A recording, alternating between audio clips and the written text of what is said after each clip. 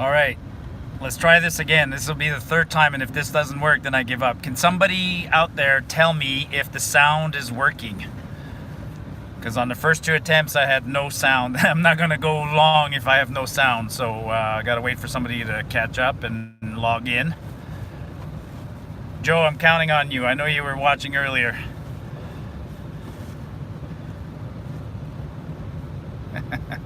Well, I'll take a chance that the sound's on. So right now I am in the vehicle with Evan.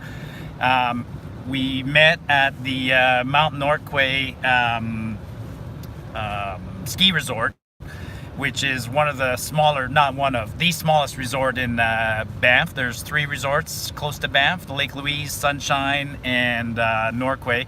People come here with their little kids. It's a nice little hill, perfect for learning. We left my vehicle behind, and then I jumped in with Evan, and now we're heading to the Cascade.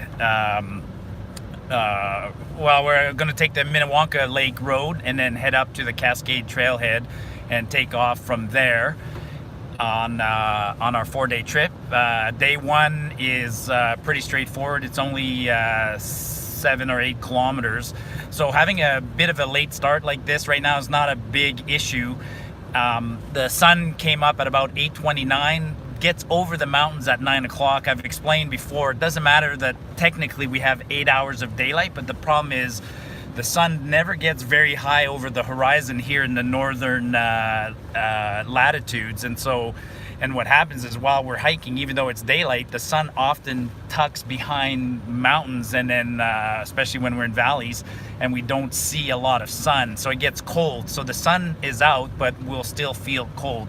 So we have daylight. We have daylight until what? 4:36 actually. 4:36. Wow. Okay. Very precise. And so I'm pretty confident that we'll get to our site tonight long before sunset. We'll have time to cut firewood and put up camp and get organized. I think we have till 5 till we're dark. Yeah. Okay, good. And my plan today, as you saw in some of my other videos, because it's so flat, I think I'm going to put my pack in my pulk and pull my pack. But if that doesn't work, if it gets too heavy, I'm prepared and set up to do a combination of I have my pulk with its belt, but I also put attachments on my main pack. So if I want to, I can carry my main pack and pull the pulk empty, or a combination of. I can put 25 pounds in my pack and 15 pounds in the pulk. So I think all told, I'm carrying about 50 pounds of gear today, which includes things like a shovel, a big sweet saw, an extra tarp, things like that. You know, winter comforts. Winter comforts. Now, worst comes to worst, and I don't recommend doing this, but you know, if it gets really, really heavy, the shovel and the you know, I could stash a few things and come back another day and get them. I've done that in the past.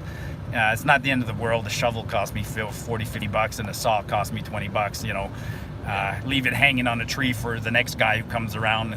Wow, that'd be a pretty sweet. Might be a welcome treat. Me a welcome treat. You show Merry up Christmas. at a Merry Christmas. Here's a saw. So can anyone confirm? Can you hear right now, or is there something wrong with my phone? And I'm third time's not a charm, and I'm not coming out. Let me show you where we are. So we're coming down this road. It's all switchbacks. Evan has a nice little Jeep. Are you in 4-wheel drive right now? Yeah. I imagine 4-wheel drive. All these people coming up. Actually, at the next turn, we'll probably see a nice view of Banff. I'm killing my phone here doing this. Just plug it in. Yeah. Anyways, folks, an attempt. You know where we're going. We're doing a 4-day loop. This is pushing ourselves. This will be my longest overnight in winter. Mine too, yeah. Yeah. Have fun, boys. Great vehicle choice, Evan. Jeep life. Yeah, of course, Maddie's got almost the same Jeep.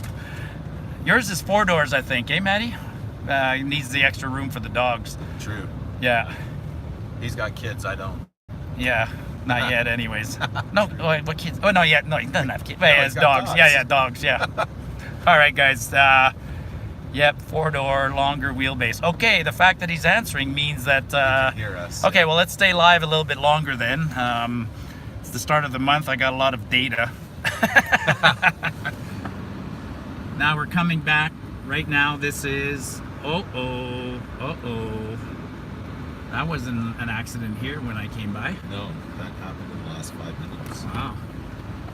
Or they're practicing, or there's an actual accident. That's never good. Dang, jealous of those views. There's an accident in front here. You know, a lot of tourists on the road. I was driving up and I noticed that a lot of vehicles that I pass, a lot of tourists, you know, I'm driving a four-wheel drive truck, so I can do 100 kilometers easily. And I'm cognizant of that, actually. You know, don't be an idiot. Even if you have four-wheel drive, don't be an idiot and drive at 130, because you make everybody around you nervous. You know, my vehicle could do 130 on the road, but but don't do that. So to you guys out there that have pickup trucks that feel invincible, remember that not everybody around you has the same capability. So still drive like, you know, be courteous, drive reasonably. But as I was driving, I noticed a lot of people, maybe you did too, Evan, a lot of folks were driving at 80 kilometers an hour. And that's a little bit too slow. And those are typically nervous tourists. And there's both extremes. There's nervous tourists, and then there's crazy people on their way to the ski hill that want to get a maximum run in and do 130. But I noticed that a lot of people were doing 80 this morning. All right, so now we're getting back on the Trans-Canada Highway, heading towards the Lake Minnewanka turnoff. Yeah, hopefully I don't miss this one. Oh, you missed it on the way in? Yeah. I went to Sunshine. All right, don't spoil the whole menu, but what's for supper?